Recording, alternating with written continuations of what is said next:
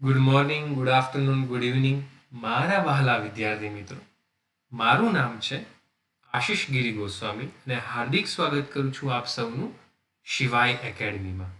આજે આપણે શિવાય એકેડમીમાં શીખવાના છીએ વિકલન નામની વસ્તુ. વિકલન જે છે એ તમારા માટે એકદમ નવું છે. કેવું છે? એકદમ નવું છે. તમારા માટે એકદમ નવું છે, પરંતુ ડિફિકલ્ટ નથી, અઘરું નથી. તમારા માટે એ જરાય પણ અઘરું નથી.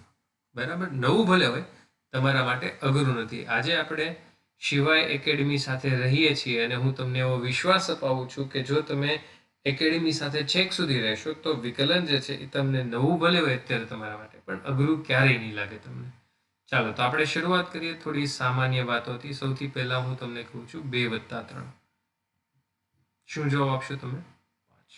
હું તમને એમ કહું છું 8-7. શું જવાબ આપશો તમે? 1. હું તમને એમ કહું છું 4 તેરી 12. ચાલો ચાલો ચાલો, આ બધી વસ્તુ તમને આવડે છે.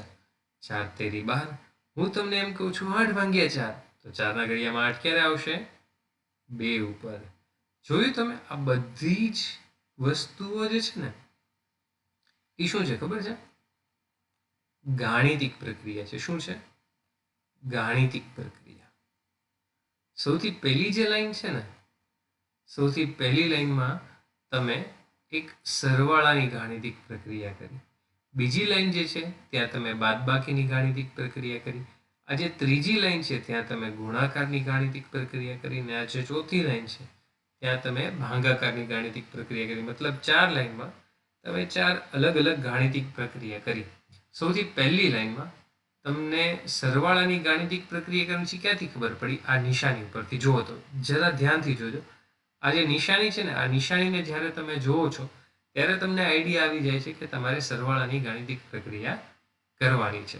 બીજી લાઈન તમે જુઓ છો ત્યારે તમને આઈડિયા આવી જાય છે કે આમાં બાદબાકીની ગાણિતિક પ્રક્રિયા કરવાની છે. આ લાઈન તમે જુઓ છો તો તમને આઈડિયા આવી જાય છે કે તમારે ગુણાકારની ગાણિતિક પ્રક્રિયા કરવાની છે.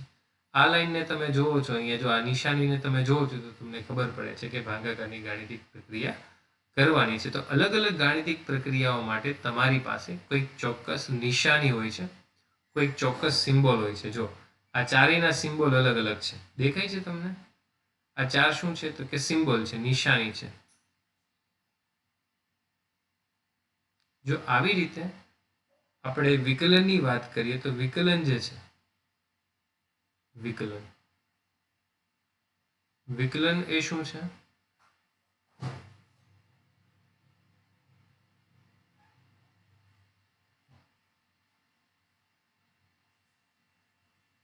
વિકલન એક ગાણિતિક પ્રક્રિયા છે. જેમ આપણે આગળ વાત કરી કે ઓલી 4 ગાણિતિક પ્રક્રિયા હતી, એમ આ પણ એક ગાણિતિક પ્રક્રિયા છે જે તમે આજ સુધી જોઈ નથી. વિકલન શું છે? તો કે ગાણિતિક પ્રક્રિયા છે. આ ગાણિતિક પ્રક્રિયા જે છે તો એમાં કંઈક સિમ્બોલ પણ હશે. જોઈ લઈએ. ચાલો, નિશાની પણ હશે ને. તો સિમ્બોલ શું છે એનો? નિશાની શું છે? તો કે એની નિશાની જે છે એ દર્શાવાય છે d/dx, d/dx. બરાબર? હવે d/dx જે છે એ નિશાની છે. મતલબ જ્યારે પણ હું આવી નિશાની જોઈશ ને, મને આ આઈડિયા આવી જશે કે મારે શું કરવાનું છે? વિકલન કરવાનું છે. ધારો કે અહીંયા લખ્યું હોય કે dy/dx, તો d/dx તો શું છે? તો કે આ તો એક નિશાની છે, આ એક સિમ્બોલ છે. જુઓ તો તમે, આવું કંઈક નથી મળતું આવતું. આ શું છે? તો કે આ તો સિમ્બોલ છે, નિશાની છે. તો આનો મતલબ એવો થયો કે y નું વિકલન કરવાનું છે. શું કરવાનું છે આપણે જોઈએ, બહુ એમાં પડતા નથી, પણ અહીંયાથી મને ખબર પડી કે મારે શું કરવાનું છે. તો કે y નું વિકલન. ધારો કે અહીંયા એવું લખ્યું હોય કે dz/dx, તો શું થયું? આનો મતલબ થયો z નું વિકલન. શું થયું આનો મતલબ? z નું વિકલન. ધારો કે તમને આવું કે dA/dx, બરાબર? તમને આવું કીધું છે તો એનો મતલબ શું થયો? a નું વિકલન. આઈડિયા આવે છે તમને? હું ધીરે ધીરે કહું છું. વિકલનમાં શું કરવાનું છે પછી સમજો, પણ આ લખ્યું એનો મતલબ સમજાય છે તમને? હું કહું છું તમને ધીરે ધીરે, ચિંતા ના કરો. ધારો કે હવે હું તમને થોડીક વસ્તુઓ લખીને આપું છું, તમારે જાતે લખવાનું છે. dB/dx આ બધાના મતલબ તમે જાતે લખો. હું તમને એમ કહું છું કે ડીપી બાય ડીએક્સ, હું તમને એમ કહું છું કે ડીક્યુ બાય ડીએક્સ, હું તમને એમ કહું છું ડી આર બાય ડીએક્સ, હું તમને એમ કહું છું ડી ડબલ્યુ બાય ડીએક્સ.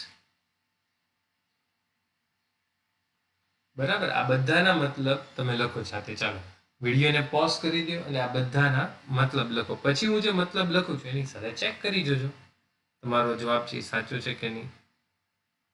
તો આનો મતલબ થાય છે પહેલી લાઈનનો બી નું વિકલન. પહેલી લાઈનનો મતલબ શું થાય છે? બી નું વિકલન.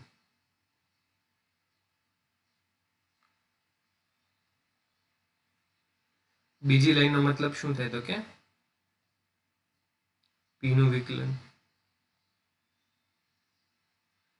ત્રીજી લાઈનનો મતલબ શું થાય તો કે ક્યુ નું વિકલન. સમજાય છે? ધીરે ધીરે ધીરે તમે જો આ વસ્તુ છે ને તમારા મગજમાં ઘૂસતી જાય છે. આર નું વિકલન સાવ સહેલું છે, જરાય મૂંઝાતા નહીં હો, એકદમ ઈઝી ચેપ્ટર છે. બરાબર, આર નું વિકલન. આ છે ડબલ્યુ નું વિકલન.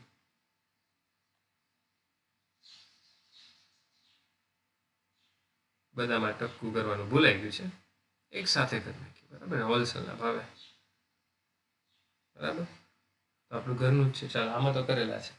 હવે તમે એક વસ્તુ જો, અહીંયા તમને નીચે શું દેખાય છે? અહીંયા શું છે? એક્સ. ઇંક છે ને એને ફેરવી નાખ.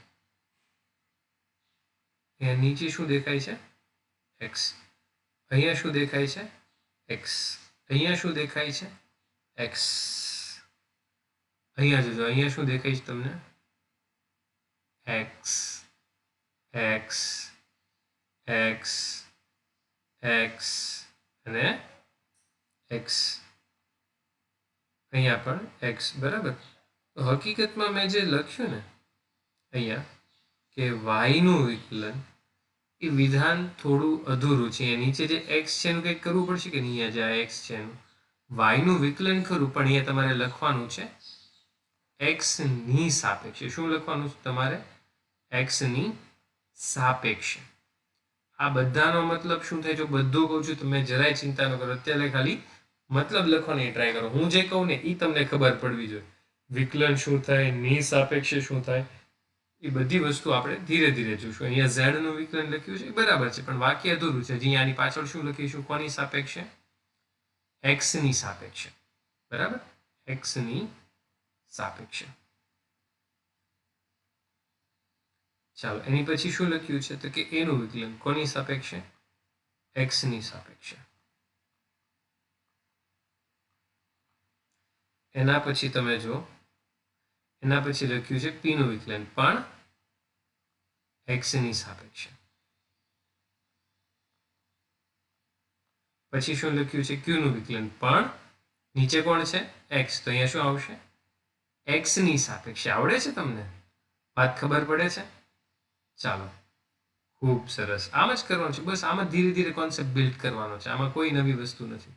એક્સની સાપેક્ષે. બસ, keep it easy, keep it easy.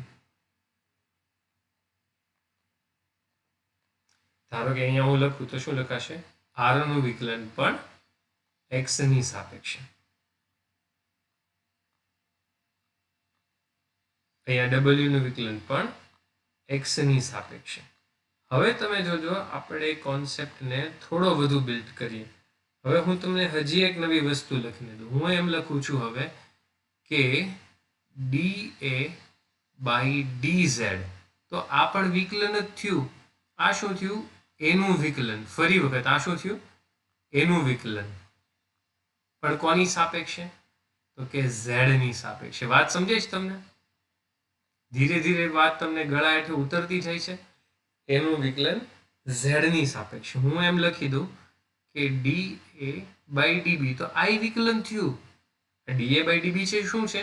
વિકલન છે. આ પણ એનું જ વિકલન છે. એનું વિકલન પણ કોની સાપેક્ષે? બી ની સાપેક્ષે. વાત સમજાય છે તમને? તમે જરાય મૂંઝાતા નહીં, વાત તમને ધીરે ધીરે ગળા નીચે ઉતારી દેવાની છે. આખું ચેપ્ટર તમને આવડી જશે, પણ તમારે એકેડમી સાથે છેક સુધી રહેવું ફરજિયાત છે. બરાબર. ચાલો હું તમને ફરી વખત ઘણા બધા નામ લખી દઉં છું. બધાના મતલબ તમે નીચે લખતા જજો. બરાબર. નીચે નીચે નીચે મતલબ છે એ લખતા જજો. મતલબ હું એક સાથે છેલ્લે લખી દઈશ.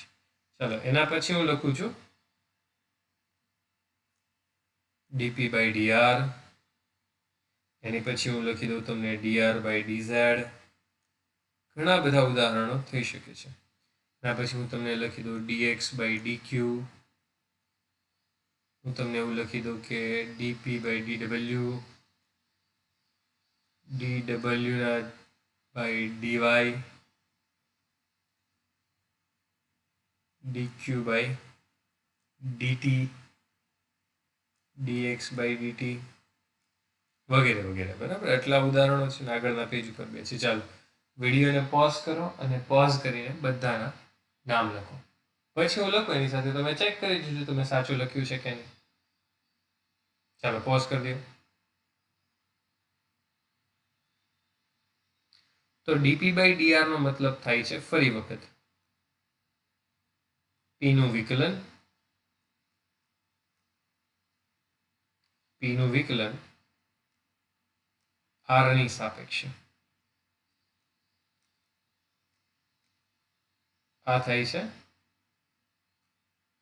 આર નું વિકલન ઝેડ ની સાપેક્ષે. આ તો બધું તમને આવડવા માંડ્યું છે અઘરું કઈ? જરાય અઘરું લાગે છે? જો આ ડીએક્સ બાય ડીક્યુ તો આ શું છે? કોનું વિકલન છે? એક્સ નું વિકલન. એ નીચે કોણ છે? તો કે ક્યુ. તો એક્સ નું વિકલન ક્યુ ની સાપેક્ષે. ચાલો ડીપી બાય ડીડબલ્યુ આવડશે હવે તમને. પી નું વિકલન ડબલ્યુ ની સાપેક્ષે. છે ને ઈજી ઈજી, કાંઈ અઘરું છે આમાં? It's too easy you know. W નું વિકલન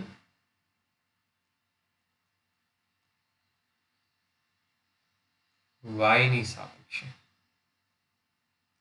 મજા આવે છે ને? કેમ બાકી બધું હેલો આપણને બધું આવડે. ક્યુ નું વિકલન, રૂકો જરા સબર કરો, ક્યુ નું વિકલન ટી ની સાપેક્ષે. અભી મજા આएगा બીડું. એક્સ નું વિકલન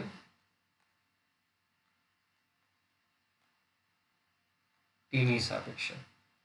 જેના બધા સાચા પડ્યા હોય ને એ નીચે મને કોમેન્ટ બોક્સમાં કોમેન્ટ કરીને જણાવજો કે સર મારા બધા નામ જે છે એ સાચા પડ્યા છે. બરાબર. ચાલો હવે આપણને કોનું વિકલન કોની સાપેક્ષી ખબર પડી. હવે જો હું તમને એક ઉદાહરણ આપું છું.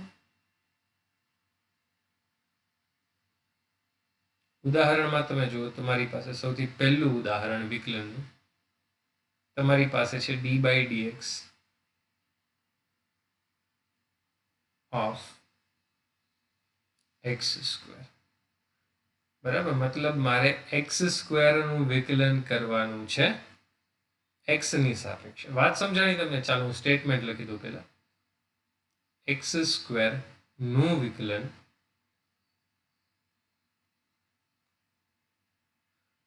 એક્સ ની સાપેક્ષે. આ વાત સમજાણી તમને?